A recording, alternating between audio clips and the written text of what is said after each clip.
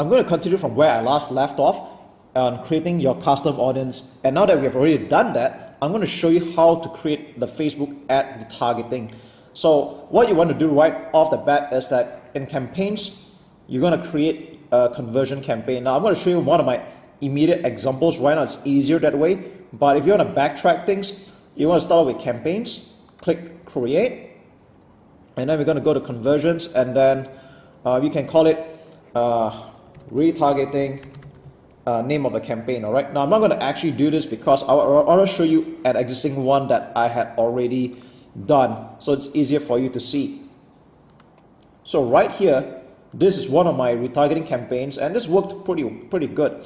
All right, so this is for people who have joined my PLR Mastery and they got my free ebook, and I have a special subscriber deal where I sell my private label books for just $1 each, and that's like a no-brainer. All right, so what I do here is I created this retargeting campaign. I'm going to just check it out really quick.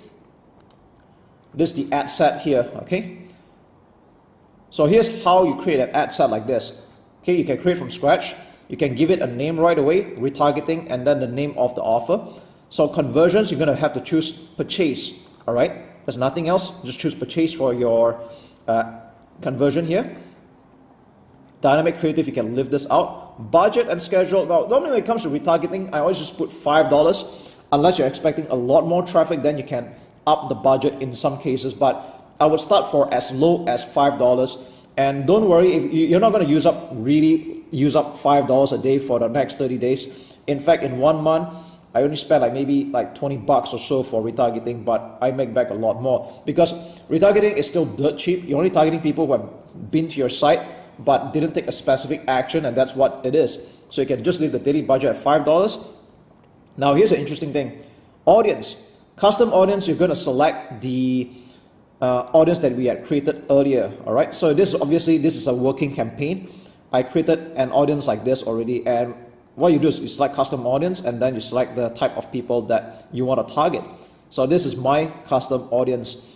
All right, if you remember the video views and the visitors that we have created just now, this is where it belongs. Okay, locations, you can leave this blank or you can just put worldwide. You can actually just put worldwide if you want to. That means everyone in the world. Okay, this is totally up to you because this offer is universal. I sell to a mass market where anyone in the world can actually be buying the product, but this is just retargeting. Okay, you can either leave this blank or you can just leave it worldwide. Okay, age, the maximum and the minimum, 18 to 65 plus, anybody, unless you are very specific about who you want to retarget, that's okay, but I generally leave it alone. Gender, all, languages, preferably just English, all right, because my whole thing is in English anyway.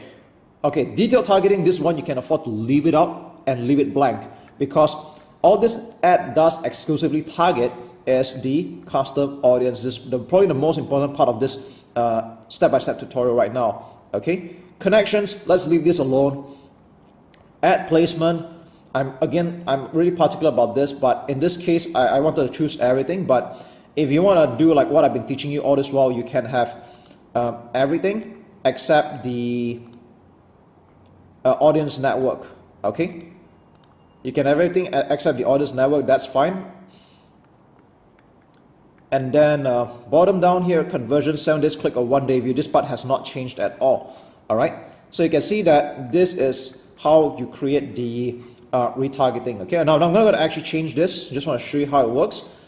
All right, so once you create a retargeting, then just like creating a normal ad, you have to come up with the ad for this, and this is one of the ads that I'm running, or almost the only, I think it's just the only one. Okay, so I created an ad here where I put my Facebook page, Instagram, so that people who go to Instagram can also see the same ad.